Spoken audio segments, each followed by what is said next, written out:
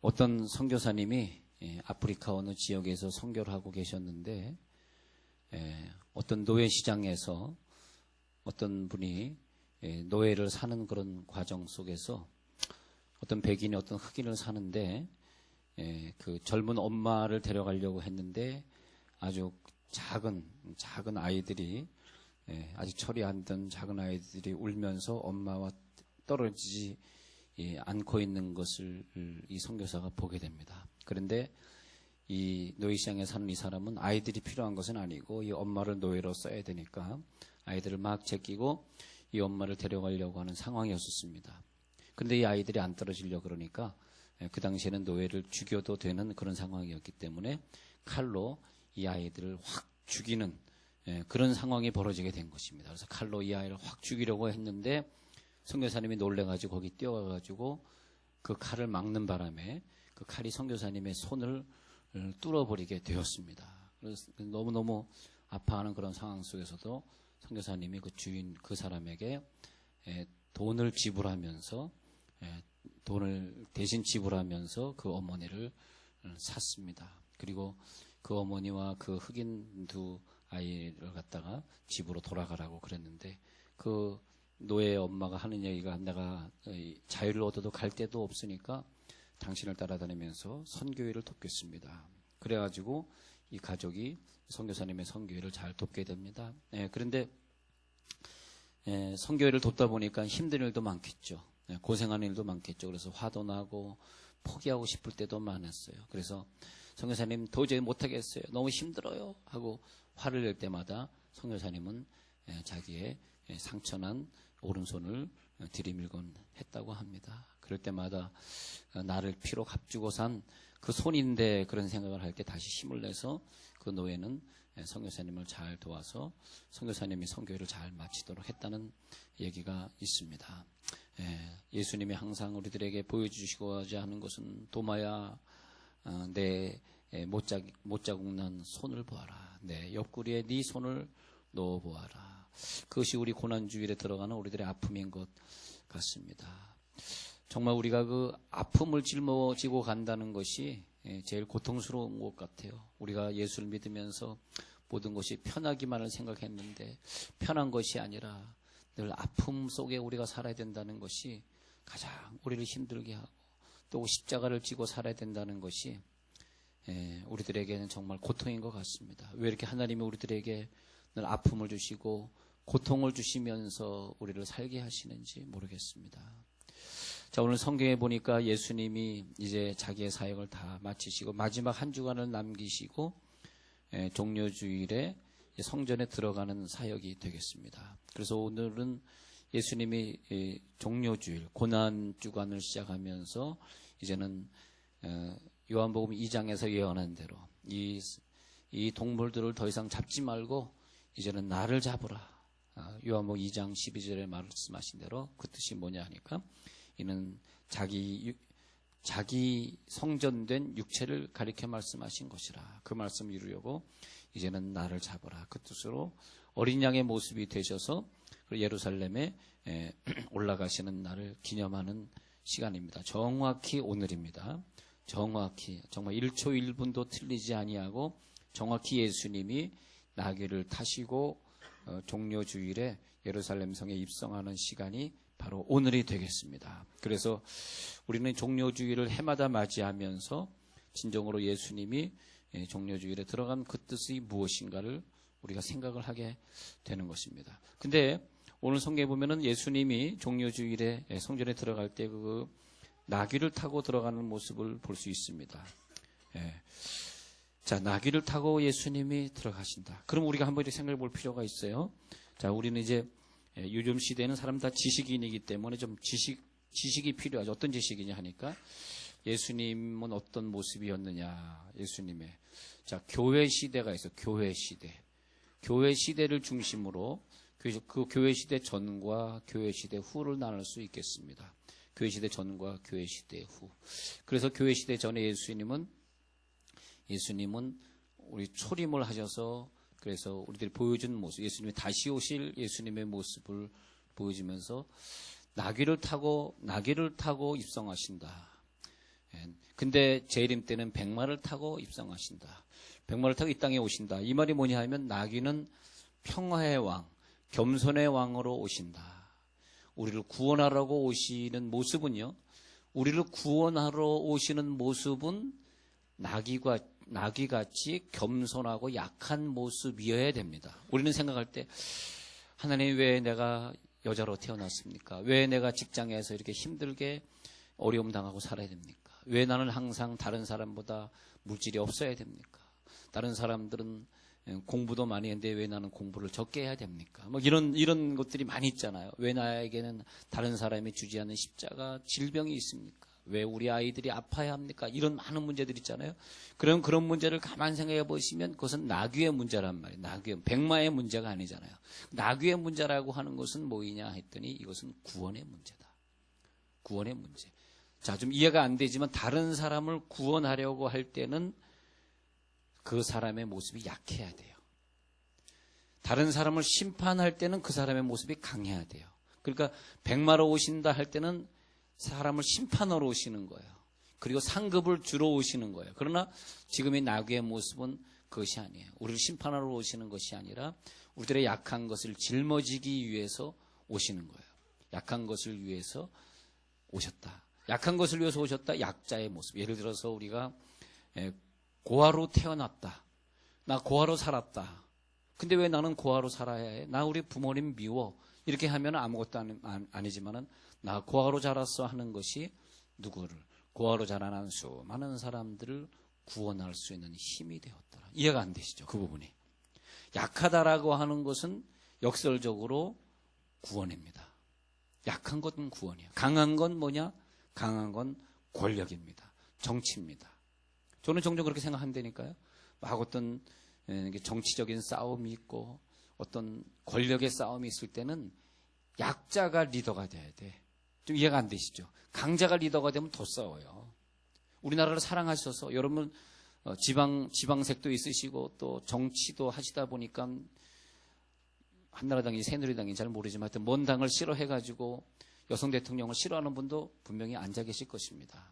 그런 차원이 아니고요. 제가 말씀드린 건 저는 정치하고 관심 없는 사람이고 그런 차원이 아니라 하나님 약자를 세우시는 데는 특별한 의미가 있어요. 여성 약자잖아요. 남성보다. 힘이 셉니까? 뭐 군대를 갔다 왔습니까? 총을 쏠 줄 압니까? 여성 그런 약자잖아요. 약자의 의미는 뭐냐면 구원의 의미예요. 어렵다. 뭐가 어렵냐? 약하다. 약한 것은 뭘 상징하느냐? 그것은 너의 약함을 내가 짊어진다는 의미입니다. 약하다는 건. 그래서 우리가 두 가지를 생각해 본다면 이 용어를 하면서 약점이 있어요. 약점이 있고 약한 점이 있어요. 약한 점과 약점. 뭐 말장난 같지만은 약점이 있어요. 그 사람의 핸디캡이에요. 약한 점이 있어요. 그 다음에 위크네스예요. 핸디캡이고 위크네스예요. 근데 위크네스하고 약점하고 생각해 보면 약점은 사람에게 비난받는 거예요. 그 사람, 저 사람은 왜 저 부분을 왜 저 사람 자꾸 직장에서 무슨 일을 시키면 인상을 찌푸리는 거야? 그건 그 사람의 약점이에요. 예. 그런데 그 사람이 좀 모자라기 때문에 그 옆에 있는 과장이 그 대리한테 일을 던져줄 때 좀 모자라기 때문에 제가 하도 갈게요. 먼저 퇴근하세요. 그건 약점이 아니에요. 약한 점이기 때문에 다른 사람의 어려움을 짊어지는 거죠. 그래서 바울은 이것을 깨달은 다음에 바울이 약점이 있는 자입니까? 바울이 뭐가 약점이 있어요? 자기는 약점이 없다고 고백하죠.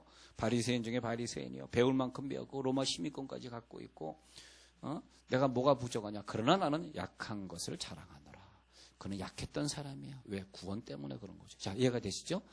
약하다라고 하는 건 구원이에요. 혹시 우리가 다른 사람보다 좀 더 약한 점을 가지고 있다는 것은 종려주일의 의미가 더 깊을 것 같아요. 내가 왜 더 약할까? 이것은 하나님이 그 유형의 사람들을 구원하라고. 그래서 이 상담학의 결론은 뭡니까? 내가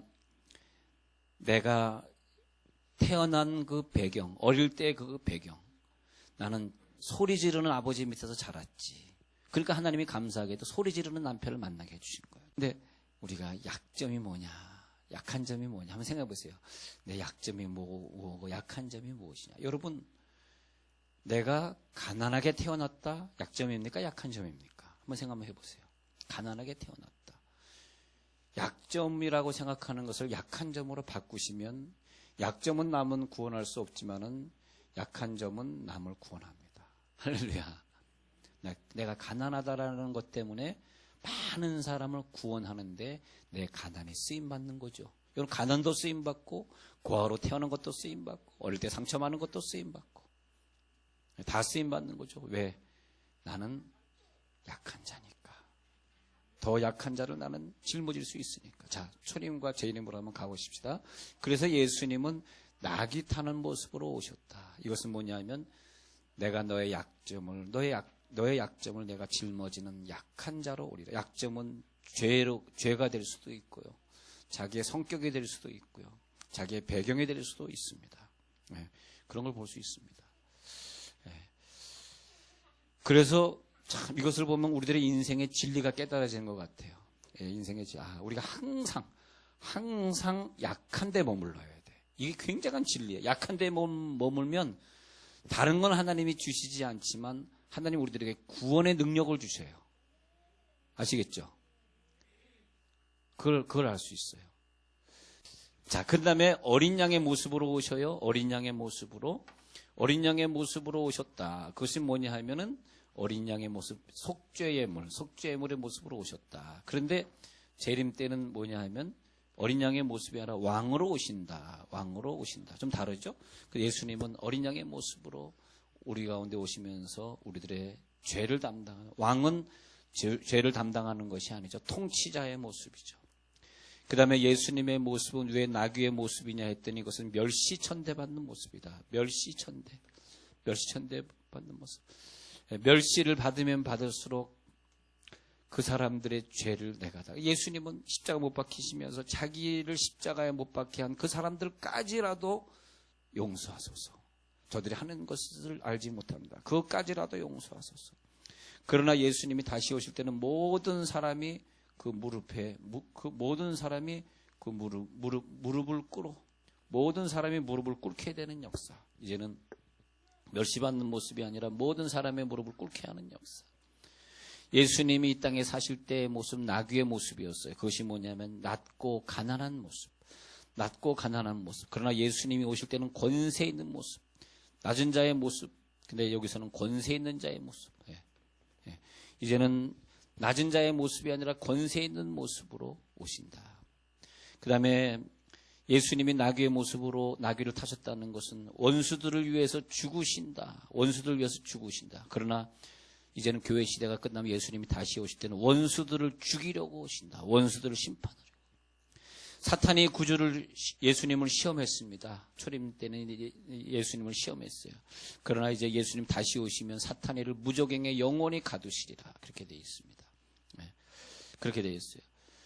그래서 예수님은 죄를 위해 죽으셨다가 부활하신 모습을 보여주지만 교회 시대 때 다시 오실 예수님은 영원히 살아계실 모습으로 나귀 타고 오셨지만 여기서는 이제는 구름 타고 오시리라. 이게 잘 구분하셔야 돼요. 성경을. 나귀 타고 오셨지만 이제는 구름 타고 다시 오시리라. 우리가 과거에는 겉옷을 깔았다는 것은 내 권위, 내 모든 것을 예수님의 발 앞에 깔 테니까 나를 밟고 지나가시옵소서. 나의 아이덴티티, 나의 존재를 밟고 지나가소서. 그런 뜻이에요. 그러나 예수님은 구름 타고 오신다는 것은 이제는 우리들이 종려나무 가지는 말이에요. 그 이스라엘의 화폐 보면은 이렇게 생긴 화폐가 있어요. 이스라엘 화폐 보면 동그란 동전 화폐 보면 큰 종려나무가 이렇게 생겼잖아요. 큰 종려나무가 있고 사람이 여기 서 있는 모습이 있습니다. 화폐 보면 이것이 뭐냐면 이 종려나무는 승리, 번영. 그래서 이 가지가 많다. 혹은 동물 중에서도 새끼가 많다는 것은 주로 다 번영, 다산. 그래서 바알이 다산의 신이거든요. 다산을 갖다가 많이 옛날 사람들이 좋아하고 이방 사람들이 다산의 신을 많이 좋아하는데 승리, 번영을 상징합니다. 이것도 다산을 상징해요. 그래서 종려나무 가지는 뭐냐면 승리. 예수님에게 종려나무 가지를 흔들었다는 것은 이제는 승리하소서. 그래서 호산나 그러면 호시아.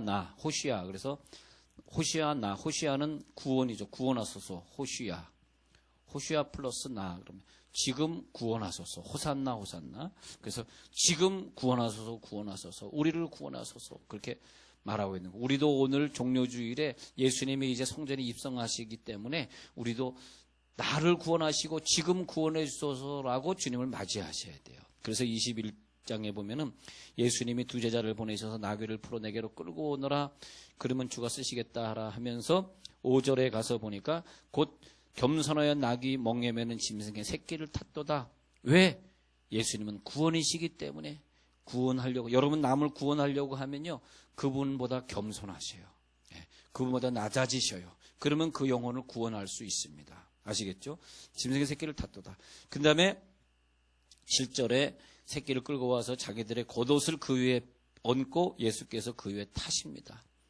겉옷을 얹고 그 위에 타시고 예수님이 이제 내 겉옷을 타고 지나가시옵소서.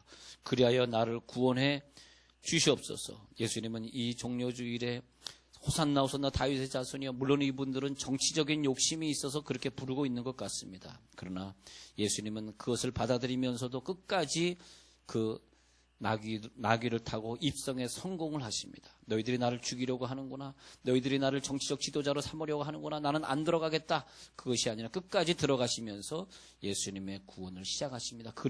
그래서 예수님의 고난주간이 내일부터 시작되는 것입니다. 제가 좋아하는 찬송, 오 예수님 내가 옵니다.